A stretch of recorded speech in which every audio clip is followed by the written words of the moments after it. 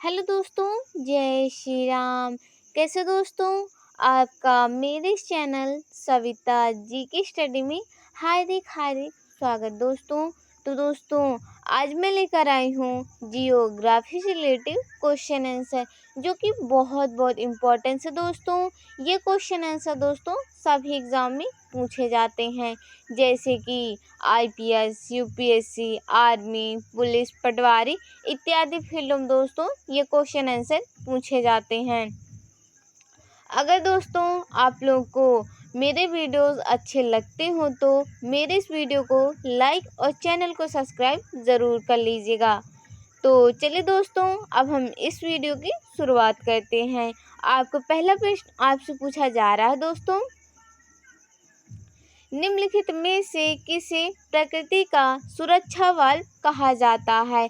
आपका पहला प्रश्न आपसे पूछा जा रहा है दोस्तों, निम्नलिखित ऑप्शन पर निम्नलिखित में से किसे प्रकृति का सुरक्षा वाल्व कहा जाता है? किसे कहा जाता है दोस्तों?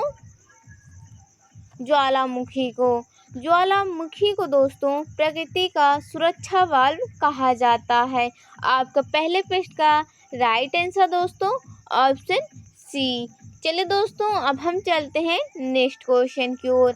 आपका अगला प्रश्न आपसे पूछा जा रहा है दोस्तों,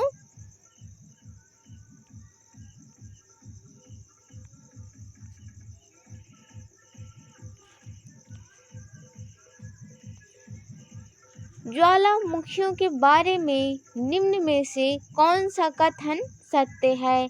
आपका दूसरा प्रश्न आपसे पूछा जा रहा है दोस्तों, निम्नलिखित ऑप्शन पर ज्वालामुखियों के बारे में निम्न में से कौन सा कथन सत्य है? आपका दूसरे प्रश्न का राइट आंसर दोस्तों ऑप्शन डी, उपयुक्त सभी। ज्वालामुखी के सभी कथन सत्य हैं। आपका दूसरे प्रश्न का राइट आंसर दोस्तों ऑप्शन डी। चलिए दोस्तों, अब हम चलते हैं नेक्स्ट क्वेश्चन की ओर। आपका अगला प्रश्न आपसे पूछा जा रहा है दोस्तों,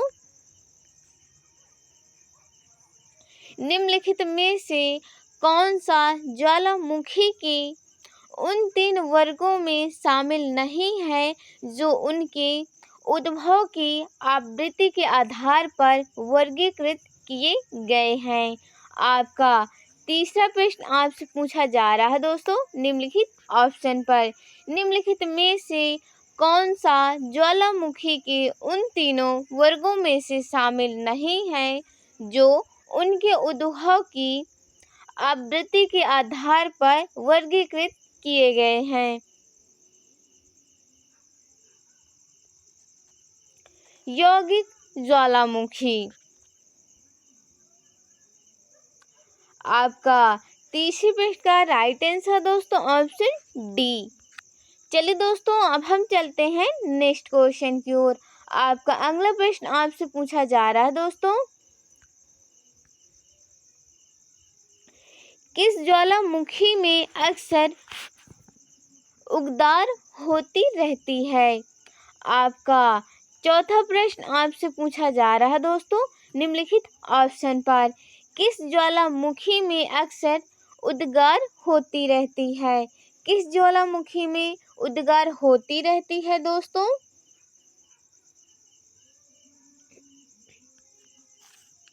जागृत ज्वालामुखी। जागृत ज्वालामुखी में अक्सर उद्गार होती रहती है। आपके चौथे प्रश्न का राइट आंसर दोस्तों ऑप्शन ए। चलिए दोस्तों, अब हम चलते हैं नेक्स्ट क्वेश्चन की ओर। आपका अगला प्रश्न आपसे पूछा जा रहा है दोस्तों, किस ज्वालामुखी में ऐतिहासिक काल से उद्गार नहीं हुए हैं? आपका पांचवा प्रश्न आपसे पूछा जा रहा है दोस्तों, निम्नलिखित ऑप्शन पर किस ज्वालामुखी में ऐतिहासिक काल से उद्गार नहीं हुए हैं? मृत ज्वालामुखी।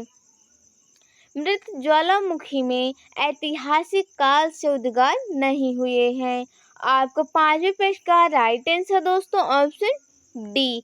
चलिए दोस्तों, अब हम चलते हैं नेक्स्ट क्वेश्चन की ओर। आपका अगला प्रश्न आपसे पूछा जा रहा है दोस्तों,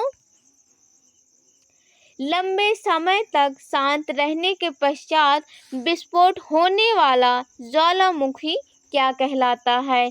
आपका 6वां प्रश्न आपसे पूछा जा रहा है दोस्तों, निम्नलिखित ऑप्शन पर लंबे समय तक शांत रहने के पश्चात विस्फोट होने वाला ज्वालामुखी क्या कहलाता है।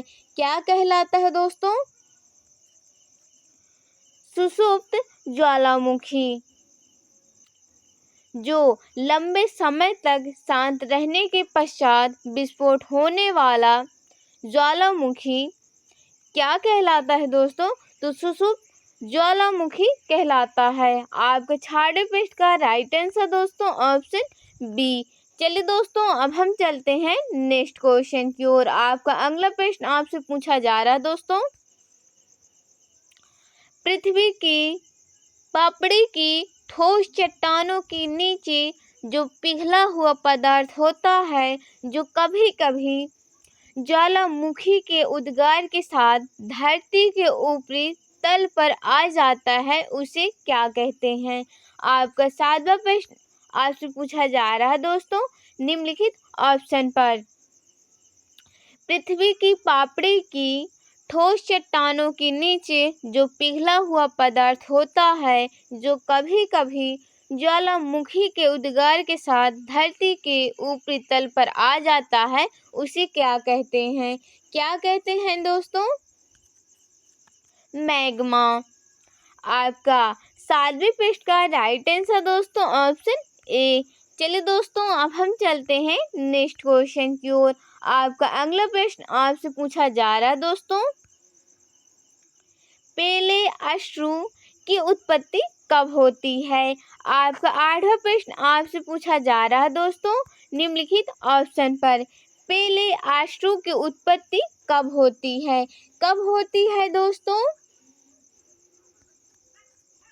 ज्वालामुखी उद्गार के समय। ज्वालामुखी उद्गार के समय पेलू की उत्पत्ति होती है। आपका 8वें प्रश्न का राइट आंसर दोस्तों ऑप्शन सी। चलिए दोस्तों, अब हम चलते हैं नेक्स्ट क्वेश्चन की ओर। आपका अगला प्रश्न आपसे पूछा जा रहा है दोस्तों, ज्वालामुखी में जल वाष्प के अलावा मुख्य गैस होती है। आपका 9वां प्रश्न आपसे पूछा जा रहा है दोस्तों, निम्नलिखित ऑप्शन पर ज्वालामुखी में जल वाष्प के अलावा मुख्य गैस होती है।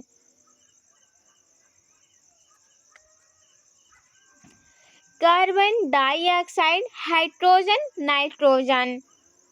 ज्वालामुखी में जल वाष्प के अलावा कार्बन डाइऑक्साइड, हाइड्रोजन और नाइट्रोजन गैस होती है।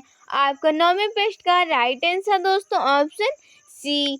चलिए दोस्तों, अब हम चलते हैं नेक्स्ट क्वेश्चन की ओर। आपका अगला प्रश्न आपसे पूछा जा रहा है दोस्तों, ज्वालामुखी उद्गार के फलस्वरूप प्राप्त लावा एवं धरातली चट्टानों के टुकड़ों को सम्मिलित रूप से क्या कहा जाता है।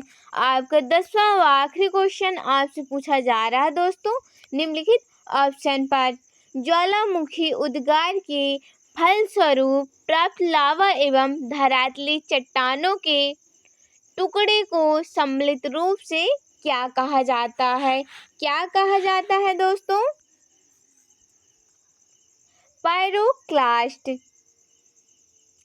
ज्वालामुखी उद्गार के फलस्वरूप प्राप्त लावा एवं धरातली चट्टानों के टुकड़ों को सम्मिलित रूप से पायरोक्लास्ट कहा जाता है। आपका 10वें व आखिरी क्वेश्चन का राइट आंसर दोस्तों ऑप्शन ए।